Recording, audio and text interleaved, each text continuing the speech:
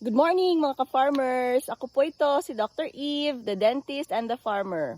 Last Sunday po, November 10, 2024, nag-post po ako ng video dahil first time kong na-witness yung first bunga dito sa South Eco Farm ng EVR jackfruit namin. So this time, titingnan po natin anong condition niya.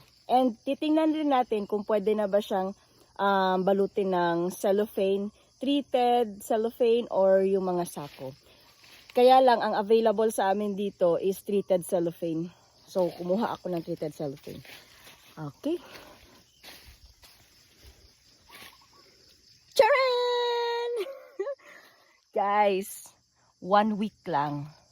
Sa 1 week, kasing laki na siya ng palad ko.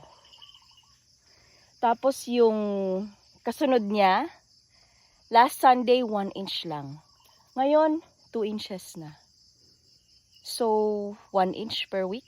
Yun yung laki niya.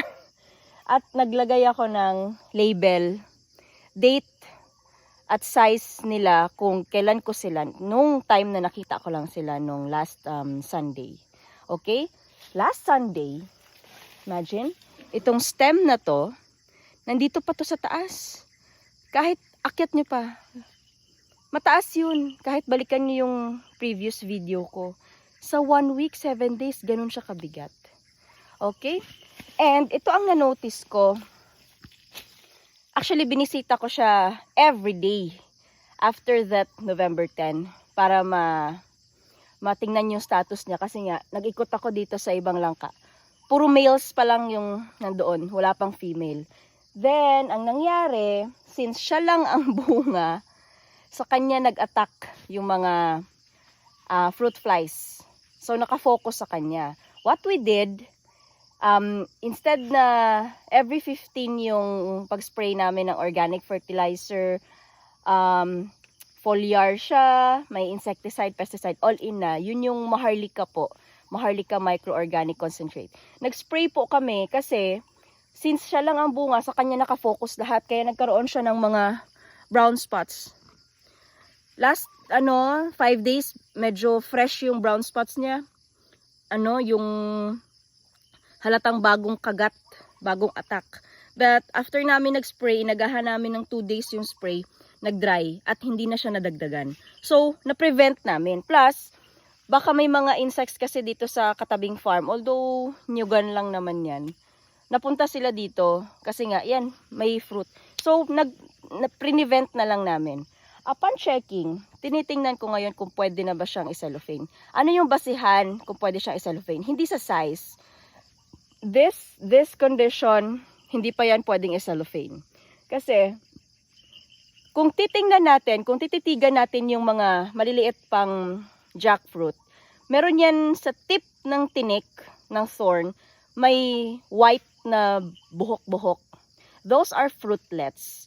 Pag yun ay puti pa po, huwag nyo muna talaga siyang gagalawin or isusupot. Kasi, yun ang pinopollinate ng mga bees, ng mga insects, butterflies, dragonflies. Pag yun na paaga nyo, pwedeng hindi mag-mature or mahinog si langka kahit malaki na. Baka magmumukhang gulay lang siya. So, antayin nyo po na yung itong mga fruitlets na to or white color hairy-like ay mag-brown. So, dito, basta brown na yan. Hindi yung mga patches po ha. Yung mga balahibo, parang may balahibo yan. Color brown na po siya. It means, pwede na siyang isupot. Okay? Pwede na siyang balutin ng cellophane. Okay? So, for this time, babalutin ko siya. Meron ako ditong, may nabili kasi ako sa online, treated. So, babalutin ko siya. And observe na naman natin every 1 to 2 weeks. Okay, so hoping na itong fruit na to ma-harvest, hindi siya ma-atake. Total, every 15 days naman kami malalaman na namin yan. Kasi since nakita namin may attacks, alam namin na kung saan may bunga, doon pupunta yung, yung mga pesticides. Pesticides. So, yun po. Next week, another video for Sunday. Tingnan natin kung hanggang saan siya abot. At saka ito, obviously malaki na to. Next week, another inch siguro or another 1/2 inch. Sige, thank you and happy farming!